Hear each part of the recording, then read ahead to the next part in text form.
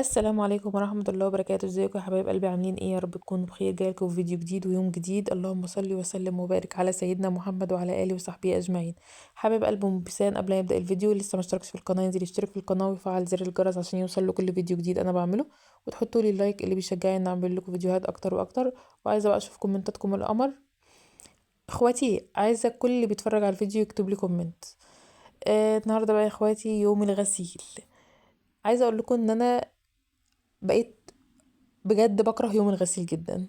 مش عارفة ليه، بس وخصوصا بقى في الشتاء ده، يعني في الشتاء ده لا، ما بحبوش خالص. بدأت أول حاجة كده معاكم إن أنا مليت الغسالة. طبعا احنا بنغسل على الغسالة اللي هي العادية، لأن زي ما انتوا عارفين إن أنا عندي الغسالة التانية اللي هي الأوتوماتيك لسه ما اتصلحتش. المهم بقى إن أنا مليت الغسالة وحطيت بقى كل يعني ايه اللي هي المنظفات فيها يعني. المهم يا جماعه ان انا اثناء ما كنت بملى الغساله ومشغوله في حبه حاجات كده، بصوا بس انا عملت لي ايه. مسكت الروج وكتبت على كل الغساله، وطبعا يستحيل يتمسح. يعني انا حاولت معاه بكل الطرق ما اتمسحش لغايه دلوقتي. الغساله عليها الروج ده اللي مش راضي يتمسح خالص. المهم بقى ان انا حاولت زي ما قلت لكم ان انا امسحه، ما منفعش خالص. فسبته بقى بصراحه وكملت غسيل. هنا بقى كنت كان يعني ايه اول دور طلع، فلميت الغسيل اللي كان منشور. هنا يا جماعة كل دور غسيل يعني بغسل كوتشيات وكروكسات وشباشب بيسان يعني، بغسلهم في اخر دور في الغسالة. لان يا جماعة يعني ايه، بيسان لازم تنزل بالكوتشي مرة واحدة بس وبعدين يتغسل هو كده. المهم بقى ان انا جبت الدور اللي اتغسل وجيت بقى علشان انشره، ولقيت يعني بقى ايه المشابك مكبوبة في البلكونة، والبلكونة برضو كانت مليانة تراب. لان برضو اليومين اللي فاتوا دول كانوا هوا يعني، فالهوا بيجيب تراب طبعا معاه.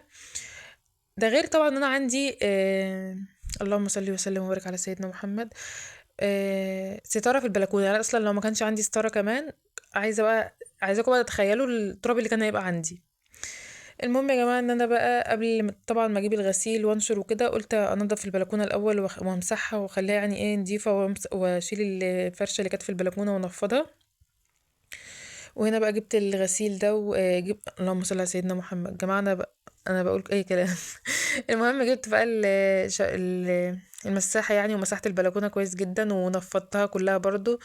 ونفضت زي ما قلت لكم السجاده اللي كانت منشوره دي، نفضتها كويس برضو جدا لانها برضو كانت مليانه تراب. وهنا بقى بعد ما الارض نشفت خالص، يعني ما فرشتش برضو الحافظه دي وهي لسه الارض مبلوله، استنيت لغايه ما نشفت خالص وبعدين فرشتها.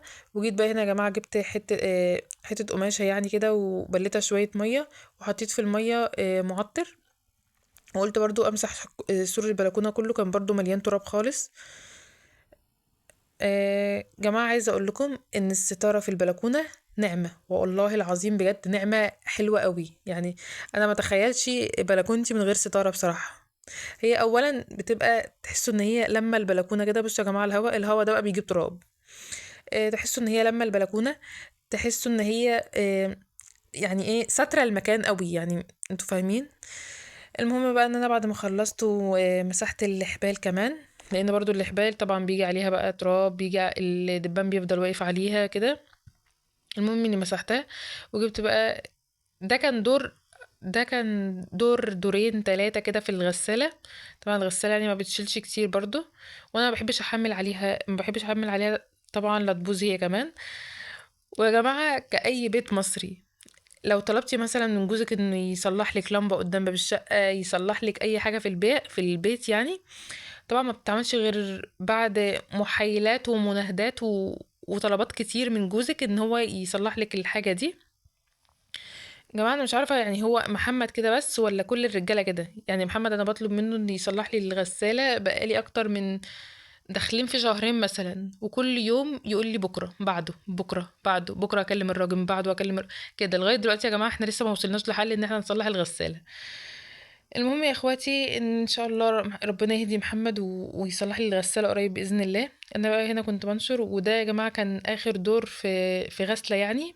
قبل ما افضي الميه من الغساله غسلت الكوتشيات بتاع محمد وبيسان، ومليت الغساله تاني علشان كان عندنا غسيل تاني. طبعا علشان بغسل زي ما قلت لكم على الغساله العاديه، فبستنى لغايه ما الغسيل يكتر عندي شويه، عشان اكيد مش هامله الغساله وافضيها عشان دور او دورين بصراحه. المهم بقى ان هنا الكوتشيات كانت خلاص خلصت فنشرتها هي كمان. هنا بيسان كانت عايزه تقلب الطبق اللي فيه الشرابات ده. انا الشرابات ما نشرتهاش، حطيتها بس في الطبق كده عشان ايه تتهوى يعني في البلكونه برضو. هنا بقى كنت خلصت خلاص نشير خالص، وقفلت البلكونه، دخلت وقفلت البلكونه، وجيت بقى علشان طبعا الغسالة علشان في المطبخ بيبقى مليان مية، بيبقى متبهدل خالص. فهو يا جماعة الغسالة لو كانت في الحمام كان هيبقى الموضوع أسهل بالنسبة لي بكتير، بس هو للأسف ما عنديش مكان في الحمام خالص إني أحط الغسالة دي كمان. يعني هي الغسالة شايلة اللهم صل على سيدنا محمد. الحمام شايل الغسالة التانية بس، لكن مش هيبقى في مكان للغسالتين مع بعض بصراحة. هو مكانها في المطبخ مش مضايقني، بس هو اما باجي اغسل بقى عليها وكده بيبقى المطبخ كمان متبهدل، المطبخ والحمام مع بعض. المهم بقى اني مسحت المطبخ كله. طبعا كان محمد بقى لسه مصلح لي الخرطوم بتاع حوض المطبخ، وسلك يعني الدنيا كده وروق لي على الدنيا. محمد يا جماعة من الرجالة اللي بتحب تصلح كل حاجة في البيت بنفسها. يعني ايه انتوا فاهميني؟ في رجالة كده، يعني في رجالة بيحبوا يعملوا كل حاجة في البيت بنفسهم. سباكة، كهرباء، نجارة، اي حاجة محمد بيعملها. يعني ايه ما فيش حاجة بتقف قدامه. المهم ان هو سلك لي الدنيا، وعشان كده بقى انا مسحت و...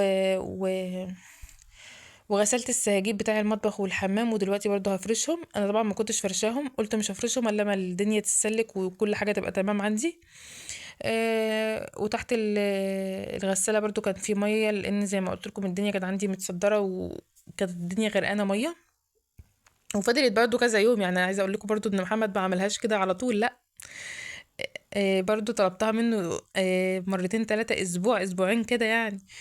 المهم يا اخواتي هنا بقى كنت خلصت خلاص، وكل يا جماعه اخر دور في الغساله بغسل كوتشيات، وبعدين بفضي الغساله، بغسل الحتت اللي هي سجاجيد المطبخ والحمام، وبعدين بفضي الغساله. انتوا فاهميني؟ هي الغساله دي حلوه في كده، يعني انتوا انكم بتغسلوا كل حاجه وبتفضوا الغساله وتبنوا ميه جديده، هي حلوه في كده بصراحه. المهم يا جماعه ان هنا كنت خلصت خلاص. عايزه اقول لكم اني كنت خلصت وخلصت بصراحه. يعني يوم الغسيل بيبقى متعب جدا بالنسبه لي، لا الغساله التانية رحمه وراحه بكتير.